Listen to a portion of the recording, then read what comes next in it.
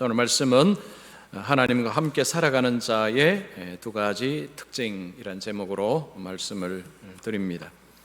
자, 우리 성도님들은 절친과 친구를 구분할 줄 아십니까? 절친한 친구가 절친이죠. 절친하고 친구는 다르답니다. 요즘 텔레비전 틀면 많이 나오는 여성분 계시죠. 오은영 박사입니다. 오은영 박사가 신문에 이 절친과 친구를 구분해서 설명을 했습니다. 절친은 만나면 무조건 반가운 사람이고, 그리고 도움을 구할 때 도와줄 수 있는 사람, 이게 절친이랍니다. 그러니까 친구는 그냥 같은 교실에서 공부한 사이, 같은 장소에서 일한 사이, 싸우지 않고 그냥 궁금한 것 있으면 물어보는 사이, 이게 그냥 친구랍니다. 우리나라 부모들이 아이를 학교에 보낼 때 가장 근심하는 것 뭘까요? 공부 아니랍니다. 공부가 아니고 친구 관계를 가장 염려한다고 합니다. 혹시 내 아이가 학교 가서 혼자 놀지 않을까? 이게 가장 부모의 걱정거리랍니다. 그래서 자기 아이들이 친구가 많기를 원하는 것이 보통 부모의 마음이라고 합니다. 자, 오은영 박사는 부모들에게 말합니다. 자녀들이 친구가 무조건 많은 것, 너무 그것만 생각하지 말고 절친하고 친구를 구분을 좀 하는 것이 필요합니다. 이런 제안을 했습니다. 그리고 아이들에게도 절친하고 친구를 구분해서 생각을 하도록 그렇게 가르치라고 했습니다. 내 아이가 무조건 친구가 많은 것이 이게 중요한 게 아니라는 거죠. 절친은 보통 3명 정도 넘어가기가 어렵다고 이야기합니다. 그래서 그런 절친이 있고 그냥 학교에서 두루두루 그냥 잘 지내면 그러면 됐다, 이렇게 생각하면 된다는 것이 오은영 박사의 이야기입니다. 여러분, 우리에게 친구는요 중요합니다. 그런데 친구 중에서 절친이 우리에게 중요합니다. 우리나라에 그런 말이 있죠. 진정한 친구 3명만 사귀면 인생 성공했다, 그런 말 많이 씁니다. 진정한 친구, 절친입니다. 절친 3명만 있으면 인생 성공했답니다. 레리 크랩이라는 기독교 상담가가 있습니다. 이분이 이런 이야기 했습니다. 인생의 어려움을 만날 때 친한 친구들이 있으면 친구들의 도움을 받을 수 있다.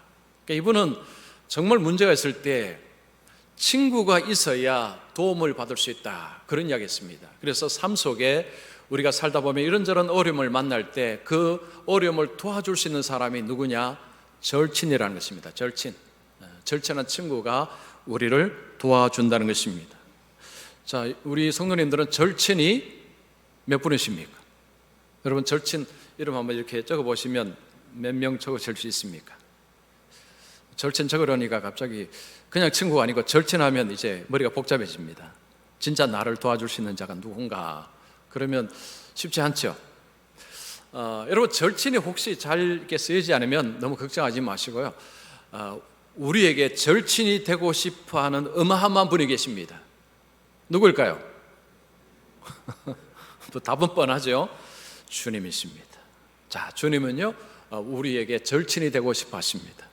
여러분, 요한복음 15장 14절 말씀 보시면 너희는 내가 명하는 대로 행하면 곧 나의 친구라. 자, 성경에 보면 예수님께서 이런 표현, 비슷한 표현을, 친구라는 표현을 하시는 것을 종종 봅니다. 야고보서에 보면 하나님이 아브라함을 나의 벗이라, 그렇게 칭하셨습니다.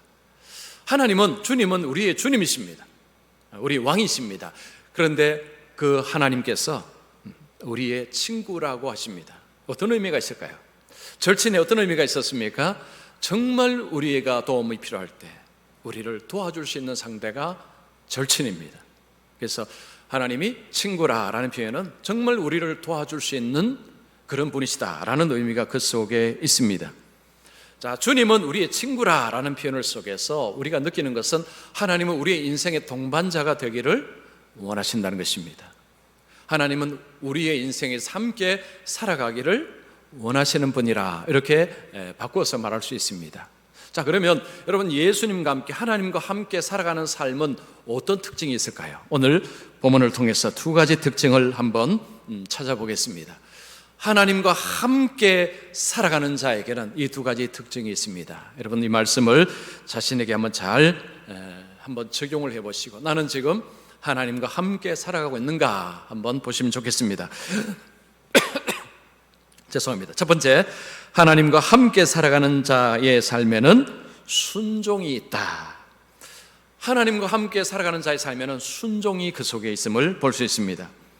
이스라엘 백성들이 애굽에서 탈출해서 시내산에 이르렀습니다. 시내산에서 하나님과 언약식을 했습니다. 언약식을 한다는 것은 하나님과 법적인 공식적인 관계를 맺는 것을 의미합니다. 하나님은 이스라엘의 하나님이 되시고 이스라엘은 하나님의 백성이 되는 것이 언약의 핵심입니다. 언약식을 할 때 쌍방간에 맹세를 합니다. 하나님은 내가 이스라엘을 돌보고 인도하겠다라고 약속을 하셨고, 이스라엘 백성들은 하나님께 순종하겠습니다, 하나님의 말씀에 순종하겠습니다 라고 약속을 했습니다. 그래서 쌍방간의 그 약속을 통해서, 맹세를 통해서 언약이 체결이 되었습니다. 언약식을 하고 나서 모세는 하나님께 십계명을 받습니다. 모세가 산 위에서 십계명을 받을 때 밑에서는 엄청난 일이 벌어집니다. 이스라엘 백성들이 금송아지를 만들고 그 금송아지를 향해서 우리를 인도할 신이라고 불렀습니다. 그리고 경배했습니다. 모세가 내려오면서 십계명 두 돌판을 깨버렸습니다. 하나님과 언약은 이제 박살났다, 이런 의미입니다. 하나님이 모세에게 내가 이 이스라엘 백성들을 진멸하겠다라고 진노하셨습니다. 모세가 중보기도 했죠. 그래서 하나님께서 진노를 거두셨습니다. 그 이후가 오늘 본문입니다. 오늘 본문 1절에 보면 하나님께서 모세에게 너는 백성을 데리고 가나안 땅으로 가라라고 말씀합니다. 1절 보십시오. 여호와께서 모세에게 이르시되 너는 내가 애굽 땅에서 인도하여 낸 백성과 함께 여기를 떠나서 내가 아브라함과 이삭과 야곱에게 맹세하여 내 자손에게 주기로 한 그 땅으로 올라가라. 자, 하나님께서 모세에게 이 백성을 이끌고 가나안 땅으로 가라라고 하십니다. 이스라엘 백성들이 애굽에서 나올 때 목적지는 가나안 땅입니다. 시내산도 아니고 광야가 아닙니다. 가나안 땅이 목적지입니다. 그 목적지를 향해서 가라고 말씀합니다. 자, 그런데 우리가 1절에서 하나님이 하신 표현을 자세히 좀 볼 필요가 있습니다. 여러분 1절 한번 다시 보십시오. 여호와께서 모세에게 이르시되 너는 내가, 이거 두 단어가 중요합니다. 너는 내가 애굽 땅에서 인도하여 낸 백성과 함께. 여러분 이상한 거 한번 찾아보십시오. 이 뭐가 이상하죠? 너는 내가 애굽 땅에서 인도하여 낸 백성. 이게 이상합니다. 이스라엘 백성을 누가 인도해 내셨습니까? 하나님입니다. 주렵게 이런 말씀이 있습니다. 내가 내 손을 애굽에 뻗쳐 여러 큰 심판을 내리고 내 군대 내 백성 이스라엘 백성을 그 땅에서 인도하여 내리라. 하나님께서 이렇게 말씀하셨습니다. 내가 인도하여 내리라. 그리고 하나님이 인도하여 내셨습니다. 근데 지금 모세에게 너는 내가 애굽 땅에서 인도하여 낸 백성이라고 하셨습니다. 안 맞습니다. 하나님은 내가 인도하여 낸 백성이라고 해야 되는데 지금 너가 인도하여 낸 백성이라고 하나님이 말씀하십니다. 왜 이렇게 말씀하셨을까요? 여러분 32장 한번 넘어가겠습니다. 32장 1절 한번 보십시오. 우리를 위하여 우리를 인도할 신을 만들라. 이 모세 곧 우리를 애굽 땅에서 인도하여 낸 사람은 어찌 되었는지 알지 못함이니라. 그들이 금송아지 만들면서 모세를 어떻게 부릅니까? 우리를 애굽 땅에서 인도하여 낸 사람.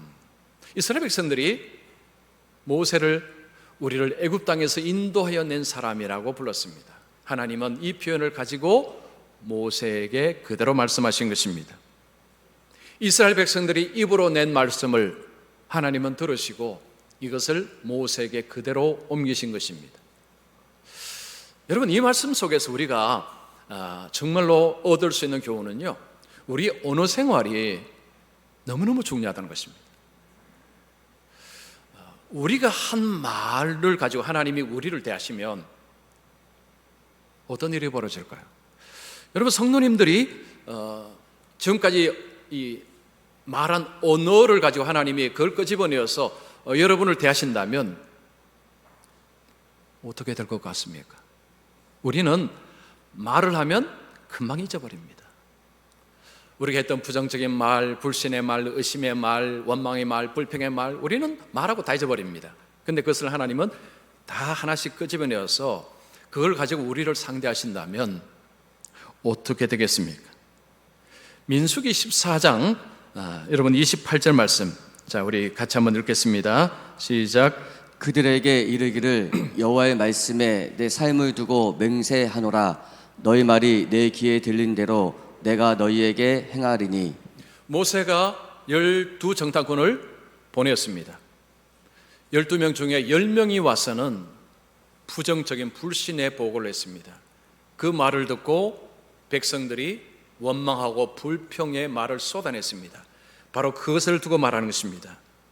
하나님이 말씀합니다. 내 삶을 두고 맹세하노라. 너희 말이 내 귀에 들린 대로 내가 너희에게 행하리니. 그들에게 어떤 일이 벌어졌습니까? 그들은 아무도 가나안 땅에 못 들어갔습니다. 그들의 언어대로 하나님은 그들을 대하신 것입니다. 그래서 우리가 평상시에 우리가 쓰는 언어가 우리의 신앙에 정말 중요하다는 것을 우리가 기억하고 살아야 합니다. 금송아지 만들고 하나님 앞에 부패한 백성들에게 하나님은 그래도 은혜를 베푸십니다. 1절 중반절 다시 보십시오. 내가 아브라함과 이삭과 야곱에게 맹세하여 내 자손에게 주기로 한 그 땅으로 올라가라. 이 말씀은 이런 뜻입니다. 이 백성이 금송아지 만들고 부패하고 썩었지만 그럼에도 불구하고 그 땅을 주겠다. 약속한 대로 내가 해주겠다. 이런 이야기입니다. 여러분 1절 중반절 다시 보시면요, 아브라함과 이삭과 야곱에게 맹세하여 내 자손에게 주기로 한 이 땅 앞에 수식어가 많이 붙습니다. 아브라함, 이삭, 야곱, 맹세. 이게 뭘 의미할까요?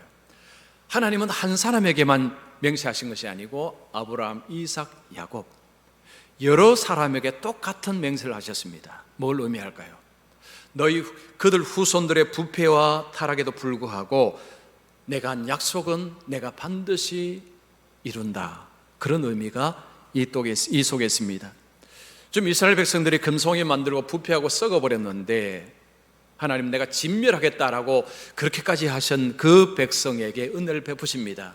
내가 너희들의 선조와 약속한 것을 내가 이루겠다, 내가 지키겠다라고 그렇게 말씀합니다. 자, 그리고 2절 3절에 하나님께서 모세에게 말씀하는데 폭탄 선언이 들어있습니다. 2절 3절에 폭탄 선언이 있습니다. 자, 2절 3절 보시면 내가 사자를 너보다 앞서 보내어 가나안 사람과 아모리 사람과 옛사람 헷사람과 브리스 사람과 휘 사람과 엽서 사람을 쫓아내고 너희를 젖과 꿀이 흐르는 땅에 이르게 하려니와. 하나님께서 내가 사자, 천사를 말합니다. 내가 천사를 너희 앞에 보내어서 앞서서 그 땅을 정복해서 너희들이 들어갈 수 있도록 정복할 수 있도록 해주겠다. 이런 말씀 성경에 자주 나오는 말씀입니다. 여기는 그냥 정상입니다. 그 다음 표현이 중요합니다. 그 다음 표현이 폭탄 선언입니다. 나는 너희와 함께 올라가지 아니하리니. 이게 폭탄 선언입니다. 하나님께서 지금 모세를 통해 이스라엘 백성들에게 지금까지는 같이 왔지만 여기까지다, 이제는 못 간다, 결별 선언을 한 것입니다. 하나님이 이스라엘 백성들과 결별 선언한 것입니다. 그래서 이것은 이스라엘 백성들에게 폭탄 선언이 되는 것입니다. 하나님께서 모세를 부르실 때 모세가 나는 못하겠습니다 할 때 하나님이 무슨 약속하셨습니까? 내가 반드시 너와 함께 있으리라. 이 약속 붙들고 모세는 이스라엘 백성들을 데리고 나왔습니다. 이스라엘 백성들이 나온 것은 하나님이 함께 하셨어. 하나님이 함께 가심으로 하나님이 인도하심 가운데서 그들이 거기까지 왔는데, 근데 하나님께서 거기서 이제는 더 이상은 내가 너희들과 못 가겠다 하고 결별선을 한 것입니다. 왜요? 이제 와서 왜 하나님이 이런 선언을 하셨을까요? 3절 보십시오. 중반절 보시면 너희는 목이 곧은 백성인즉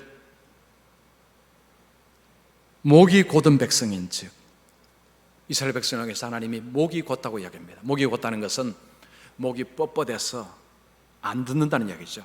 하나님의 말씀을 안 듣는 백성인즉 길에서 너희를 진멸할까 염려함이니라. 너희들은 또 범죄할 것이다. 그러면 내가 너희들을 진멸할 수 있다. 그러니 너희들이 무사히 가나안 땅에 들어가기 위해서는 내가 같이 가지 않는 것이 너희들에게 유익이 될 것이다. 이런 표현입니다. 내가 너희들과 함께 하게 되면 너희들은 또 범죄할 것이 뻔하다는 거죠. 왜냐? 목이 곧기 때문에. 하나님의 말씀 안 듣기 때문에 너희들은 또 범죄할 것이다. 또 부패할 것이다. 그러면 내가 너희를 진멸하는 일이 벌어지면 안 되지 않느냐. 그러니까 너희들이 무사히 가나안 땅에 들어가도록 하기 위해서 내가 가지 않는 편이 좋겠다. 이런 의미의 표현을 하신 것입니다. 자, 여기서 우리는요, 이스라엘 백성들이 하나님과 함께 가야 합니다. 근데 함께 가는데 책임이 따릅니다. 그 책임은 무엇입니까? 언약관계 책임입니다. 언약관계 책임이 뭐라고 했습니까? 순종입니다. 순종. 복받기 위해서 순종이 아니고요, 그 언약관계 속에서 그들이 당연히 해야 될 책임이 순종이었습니다. 하나님은 내가 너희들을 인도하고 보호해 주겠다라고 약속하셨습니다. 이스라엘 백성들은 그러면 우리는 하나님께 순종하겠습니다라고 했습니다. 하나님은 그들을 인도하셨습니다. 근데 그들이 부패했습니다. 불순종했습니다. 나는 못 간다고 하신 것입니다. 하나님과 함께 사는 자에게 필요한 것은 순종입니다. 다른 말로 하면요, 하나님과 함께 살아가는 자의 삶의 증거물이 순종이라는 것입니다. 100% 순종이라는 말은 아닙니다. 믿음의 순종이죠. 삶의 중심이 하나님의 말씀을 듣고 순종하는 삶이라는 것입니다. 하나님은 이스라엘 백성들, 그리고 오늘날 우리들을 이끄실 때 막 그냥 잡아서 막 끌고 기계적으로 끌고 가시는 분이 아니십니다. 인격된 인격으로 대우하시고 인격적으로 우리를 인도하시는 분이십니다. 자, 우리 시편 32편 9절 말씀. 자, 이 말씀 중요합니다. 같이 읽습니다. 시작. 너희는 무지한 말이나 노새같이 되지 말지어다. 그것들은 제갈과 굴레로 단속하지 아니하면 너희에게 가까이 가지 아니하리로다. 자, 여기 보시면 무지한 말 그리고 노새를 이야기합니다. 무지한 말과 노새는 특징이 무엇입니까? 제갈과 굴레로 씌워야 통제가 되는 짐승입니다. 하나님께서 이스라엘 백성들에게 너희들은 무지한 말이나 노새처럼 되지 마라. 나는 너희들을 굴레로 제갈로 씌워서 데려가는 하나님이 아니다는 것입니다. 인격 대 인격으로 주님 말씀하실 때 그 말씀을 듣고 그 말씀에 순종하는 이런 인격 대 인격의 관계를 주님이 원하십니다. 하나님께서 우리를 원하실 때, 우리에게 말씀하실 때 그 앞에는 뭐가 있느냐 하면 사랑이 그 앞에 있습니다. 즉 사랑의 보따리를 먼저 이렇게 주시고 그 다음에 하나님 우리에게 뭔가를 요구하십니다. 즉 우리를 따라오라고 말씀합니다. 그 사랑의 보따리가 무엇입니까? 우리 앞에 십자가를 놓으십니다. 여러분, 그 십자가에 누가 달려 있습니까? 누가 달려 있습니까? 하나님의 아들이 십자가에 매달려 있습니다. 하나님은 아들을 십자가에 매달아 놓으시고 우리를 굴복시킵니다. 무엇에 굴복시킵니까? 하나님의 사랑에. 그 십자가는 하나님의 사랑을 보여주는 증표라고 말씀합니다. 예수 믿는 사람이 하나님을 따라갈 때, 기적으로 하나님을 따라가는 사람은 그 따라가는 사람이 아닙니다. 진짜 예수님을 따라가는 사람은 그 십자가의 하나님의 사랑을 보고 그 사랑에 감사해서 가는 것입니다. 그래서 바울은 이렇게 이야기합니다. 그리스도의 사랑이 우리를 강권하시는도다. 이 강권이라는 것은 어떻게 보면 붙잡고 이렇게 가는데, 그런데 그게 그냥 억지로 가는 게 아니고 하나님의 사랑, 그리스도의 사랑에 감동해서 헌신하고 수고하고 땀 흘리고 한다는 것입니다. 우리가 예배드리고 여러분 헌금하고 봉사할 때 기계적인 것은 오래가지 못합니다. 하나님의 그 사랑에 압도되어서 그 하나님의 사랑에 탐복해서 거기서 우리가 수고하고 헌금하고 예배드리고 그렇게 하는 것입니다. 하나님은 우리에게 사랑의 보따리를 먼저 주시고 하나님은 우리에게 말씀하십니다. 그 다음에 우리는 그 하나님의 말씀을 달게 듣습니다. 왜냐? 하나님 우리를 사랑하시기 때문에. 그 다음에 그 말씀을 따라서 가는 것입니다. 이것이 바로 하나님과 함께 살아가는 삶의 모습입니다. 여러분, 우리의 앞길은 미지의 세계입니다. 무슨 일이 일어날지 아무도 알지 못합니다. 미지의 세계를 하나님과 함께 살아간다면 얼마나 든든합니까? 이 미지의 세계를 여러분 혼자 걸어간다면 얼마나 위험하고 얼마나 불안합니까? 저는 우리 성도님들이 혼자 애쓰고 힘써서 미지의 세계로 걸어가지 않기를 바랍니다. 우리 주님과 함께 주님 말씀을 잘 듣고 말씀을 따라 순종하심으로 하나님과 함께 살아가시는 성도님들이 되시기를 축원합니다. 자, 두 번째입니다. 두 번째 특징, 하나님과 함께 살아가는 자의 삶에는 회개가 있습니다. 모세가 이 준엄한 하나님의 말씀을 전했습니다. 그때 백성들의 반응이 어떠합니까? 4절 보십시오. 백성이 이 준엄한 말씀을 듣고, 이 준엄한 말씀, 준엄하다는 것은 참담하다, 불길하다 이런 의미입니다. 지금 백성들이 하나님께서 나는 지금부터 같이 가지 않겠다라고 이 말씀을 듣고 그들은 불길한 말씀으로 참담한 말씀으로 들었습니다. 그 다음에 그들의 반응은 슬퍼합니다. 이스라엘 백성들은 말귀를 알아들었습니다. 하나님이 무슨 말씀하는지 그들은 알아들었습니다. 지금까지 사실은 하나님께서 그들을 인도하셨기에 그들이 지금까지 왔습니다. 이제 앞으로 가야 될 길이 험난합니다. 그런데 하나님이 나 그만 가겠다라고 하실 때 그들은 앞이 이제 캄캄해졌을 것입니다. 이제 큰일 났다. 하나님이 안 가신다고 하는데 큰일 났다. 그들이 슬퍼하고 그 다음에 그들이 한 행동이 하나가 있습니다. 무엇하고 있습니까? 자기의 몸을 단장하지 아니하니. 자, 몸을 단장한다는 것은 장신구로 자기 몸을 치장하지 않는 것을 말합니다. 그 장신구는 뭘까요? 애굽에서 가지고 온 것입니다. 애굽에 있을 때 그들이 소유한 것일 수도 있고 나올 때에 애굽 사람들이 그들에게 선물을 많이 줬습니다. 그게 전부 금과 관련된 것들이 많습니다. 금송아지 만들 때 뭐로 만들었을까요? 바로 그것으로 만들었습니다. 그 장신구가 문제가 되고 있습니다. 그래서 5절 보십시오. 여호와께서 모세에게 이르시기를 이스라엘 자손에게 이르라. 너희는 목이 곧은 백성인즉 내가 한순간이라도 너희 가운데 이르면 너희를 진멸하니니 너희는 장신구를 떼어내라. 하나님은 다시 이스라엘 백성들이 목이 곧다고 이야기하고 너희들이 목이 곧기 때문에 너희들이 범죄할 때 순간적으로 너희들은 진멸될 것이다. 빨리 장신구를 떼어내라 라고 하신 것입니다. 이 말씀을 볼 때 이 장신구가 이스라엘 백성들에게 범죄의 원인이 된다는 것을 생각할 수 있습니다. 그 옛날 애굽 여러분 유물들 보시면요, 보면은 이 팔걸이, 이게 손목걸이 그리고 귀걸이 또 이게 발목걸이 뭐 이런 것들 주렁주렁 찬 모습을 아마 보셨을 것입니다. 오히려 요즘 현대인들이 옛날보다는 덜 찬 것 같습니다. 요즘도 뭐 팔찌도 하고 하지만요, 그때는 뭐 하여튼 막 주렁주렁 그냥 몸에 그냥 많이 달았습니다.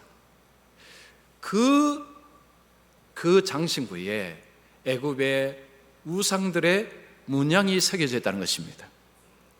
애굽의 우상들의 형상이 그 장신구에 이렇게 새겨져 있다는 이야기입니다.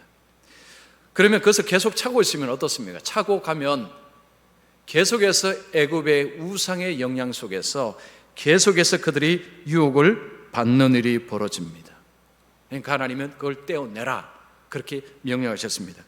그러자 그들은 명령에 순종합니다. 6절을 보십시오. 이스라엘 자손이 호렙산에서부터 그들의 장신구를 떼어내니라. 하나님 떼어내라니 그들이 떼어냈습니다. 순종했습니다. 다른 말로 하면 그들은 진짜 회개를 한 모습을 보여줍니다. 여러분, 회개가 무엇입니까? 회개는 돌아서는 것입니다. 하나님이 그거 하지 마라, 떼어내라, 떼어내는 것이 회개입니다. 회개는요, 내 중심에서 하나님 중심으로 자리 이동하는 것입니다. 나 중심에서는 하나님이 없습니다. 그냥 하나님 없이 내가 죄짓고 살아가다가 하나님이 내 삶의 중심으로 삶을 바꾸는 것입니다. 그래서 하나님의 뜻에 내 삶을 조정하고 맞추는 것입니다. 여러분, 주일이 왜 중요합니까? 주일은 우리의 삶을 다시 조정하는 것입니다. 하나님의 뜻에 나를 다시 조정하는 것이 주일입니다. 여러분, 주일 없이 지나게 되면 계속해서 내 중심으로 그냥 내 욕심대로 그렇게 쭉쭉 살아갈 가능성이 높습니다. 아니, 그렇게 살아갑니다. 우리는 이 죄인이기 때문에 아직도 죄의 굴레에서 벗어나지 못했습니다. 그래서 이 땅에서 살 때 이 죄와 굉장히 밀착되게 친하게 이렇게 지내면서 하나님 없는 삶을 살아가기가 딱 좋습니다. 왜냐하면 여러분, 세상에는요 하나님 없이 사는 사람이 많기 때문입니다. 사탄은 우리 마음속에 하나님 없이 잘 사는 사람들을 보라고 이야기합니다. 여러분, 세상에는요 예수 안 믿는 가운데서 잘 먹고 잘 사는 사람 많습니다. 건강합니다. 잘 됩니다. 성공적인 삶을 살아갑니다. 예수 안 믿는 그런 분들이 너무 많습니다. 그러면 사탄은 우리 마음속에 저 봐라 저렇게 하나님 없이도 잘 살고 있지 않느냐. 사탄이 우리에게 뭘 심어주고자 하는 것입니까? 하나님 없이 사는 삶에 대한 두려움을 벗기는 것입니다. 여러분, 우리가 정말 두려워해야 될 것은 하나님 없이 사는 삶을 두려워해야 됩니다. 그런데 여러분, 세상에 있으면 그 두려움이 우리 속에 생깁니까? 아니요, 안 생깁니다. 왜냐하면 하나님 없이 너무 잘 사는 사람들이 많기 때문에. 그러면 하나님 없이 살아도 괜찮구나 라는 의식이 우리 속에 들어오는 것입니다. 여러분, 세상에서 예수 안 믿고 잘 먹고 잘 살고 성공하는 사람들 너무 부러워하지 마십시오. 부러워하지 않아야 될 이유가 있습니다. 시편 106편 14절 15절의 그 이유입니다. 자, 이건 여러분 정말 같이 큰 소리로 같이 읽겠습니다. 시작. 광야에서 욕심을 크게 내며 사막에서 하나님을 시험하였도다. 그러므로 여호와께서는 그들이 요구한 것을 그들에게 주셨을지라도 그들의 영혼은 쇠약하게 하셨도다. 이스라엘 백성들이 광야에서 하나님이 만나를 내리셔서 만나를 먹고 살았습니다. 그런데 어떤 사람들은 거기서 불만족을 표현했습니다. 원망 불평했습니다. 이 만나를 못 살겠어요. 이 고기를 먹어야 되는데 애굽에서는 고기도 먹고 살았는데 고기도 없어서 너무 힘들어요 하면서 했습니다. 그때 하나님이 메추라기를 보내주셨습니다. 그들이 그 메추라기를 입으로 씹는 사이에 하나님이 그들을 치셨습니다. 바로 그 말씀입니다. 다시 한번 보십시오. 여호와께서 그들이 요구한 것을 그들에게 주셨을지라도 그들이 요구한 것을 그들의 입에 주셨습니다. 그들의 영혼은 쇠약하게 하셨도다. 그들은 그것을 씹으면서 죽어갔습니다. 우리가 원하는 것, 여러분, 세상에서 살면서 우리 육신이 원하는 것입니다. 저것도 가지고 싶고 저것도 가지고 싶고 저것도 있었으면 좋겠고 저것도 했으면 좋겠고 막 그런 것들에 대한 그런 갈증들. 예수 믿는 사람은 저것도 하는데 나는 저것도 못하고, 예수 믿는 저것도 있는데 나는 왜 이렇게 저것도 못하고, 뭐 이렇게 있으면 이렇게 할 때 하나님이 그래 그러면 내가 너 원하는 데 주겠다 하고 받잖아요. 이게 좋은 게 아니란 겁니다. 우리가 원하는 것을 하나님이 주신 것이 이게 오히려 문제의 원인이라는 거죠. 망하는 길이라는 것입니다. 이 땅에서 내가 원하는 것, 내가 가지고 싶은 것, 내가 하고 싶은 것 다 하고 사는 것이 성공적인 삶이 아니라는 것입니다. 그들의 영혼은 파리해져 간다는 것입니다. 하나님 없는 가운데서 하나님을 제껴놓고 여러분 그런 탐욕을 부리는 가운데서 영혼은 죽어간다는 것입니다. 이것이 바로 시편의 말씀입니다. 여러분, 타락된 세상 가운데서 우리는 세상의 영향을 안 받을 수 없습니다. 우리가 하나님의 말씀대로 살아야 되지만 현실적으로 자주 넘어지는 것도 사실입니다. 그럴 때에 우리가 넘어질 때 다시 일어나야 됩니다. 그냥 넘어진 채로 가시면 안 됩니다. 주일날 말씀을 듣고 내가 이제는 그렇게 살지 말아야지 하지만 또 그렇게 살아가죠. 자, 회개는 돌이키는 것입니다. 그런데 돌이키는 것이 쉽지가 않습니다. 제가 오늘 어떻게 하면 우리가 새로운 삶을 좀 살 수 있는 방법 하나를 말씀드리겠습니다. 우리가 하나님의 뜻대로 살아야 되지만 잘 못 사는데 여러분, 큰 그 중요한 게 사소한 것들 우리는 넘어집니다. 사소한 말, 언어에서 넘어집니다. 그래서 우리가 어떻게 하면 우리를 지킬 수 있는지 제가 중요한 거 하나 말씀드립니다. 세상에서 큰 성공을 거둔 사람들이 공통적으로 하는 이야기가 있습니다. 그들은 한 입으로 이야기합니다. 목표를 분명하게 세워라. 이거 다 이야기합니다. 여러분, 큰 성공한 사람들은 다 이야기합니다. 목표를 분명하게 세우십시오. 그리고 그 다음 중요한 것이 있습니다. 목표를 꼭 적으십시오. 목표를 머리로만 생각하지 말고 꼭 적으라고 이야기합니다. 목표를 적으십시오. 종이에다가 적으시고, 그리고 그 다음에 할 일이 있습니다. 그 종이를 잘 보이는 곳에 붙여놔야 됩니다. 침대 옆에, 책상에. 그래서 저녁에 자기 전에 읽습니다. 그리고 아침에 일어나서 읽습니다. 그리고 중간중간 입으로 읽습니다. 이것이 굉장히 중요하다고 이야기합니다. 왜냐하면요, 우리의 뇌는 글씨를 쓰고 입으로 계속해서 반복해서 말할 때 내가 이거 중요하구나 라고 인지를 한답니다. 그래서 그 정보를 자꾸 수집을 한답니다. 이게 뇌의 특징이라고 합니다. 이게 뇌과학이 어떻게 보면 밝혀낸 것입니다. 뭐 쉽게 말하면 여러분, 아침에 나가시기 전에 종이에다가 벤츠라고 이제 단어를 적었습니다. 그냥 벤츠라고 적고요. 그리고 입에서 벤츠 하고 이제 하고 집 밖으로 나가 도로로 봅니다. 차를 봅니다. 여러분, 뭐만 보일까요? 벤츠만 보입니다. 벤츠만 보입니다. 내가 그 벤츠 정보만 자꾸 수집하기 때문입니다.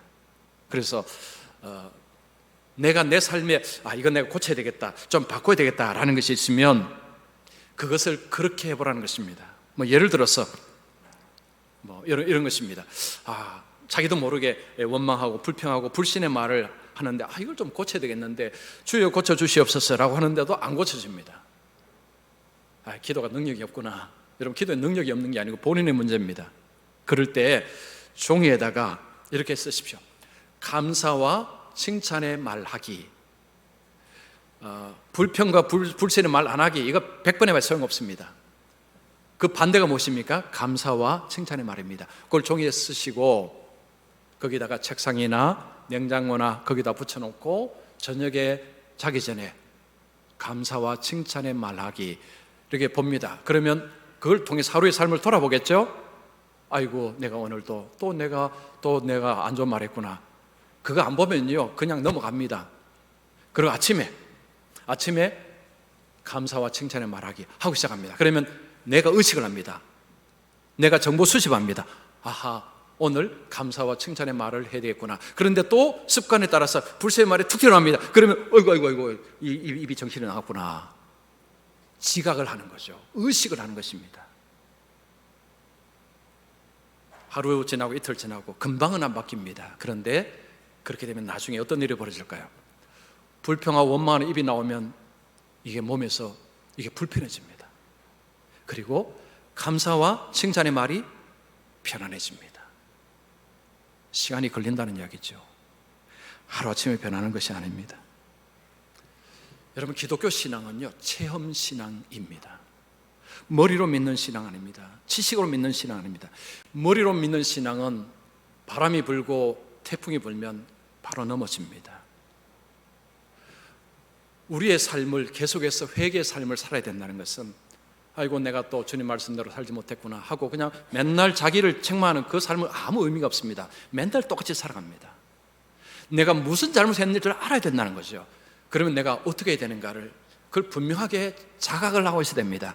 그러면 내가 감사와 칭찬의 말을 해야 되겠다. 분명하지 않습니까?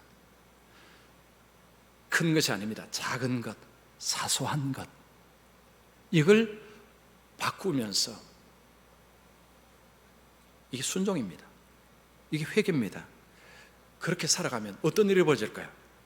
하나님의 은혜, 하나님의 역사, 하나님의 손길을 체험하기 시작합니다. 신앙은 머리로 하는 것이 아닙니다. 신앙은 몸으로 하는 것입니다.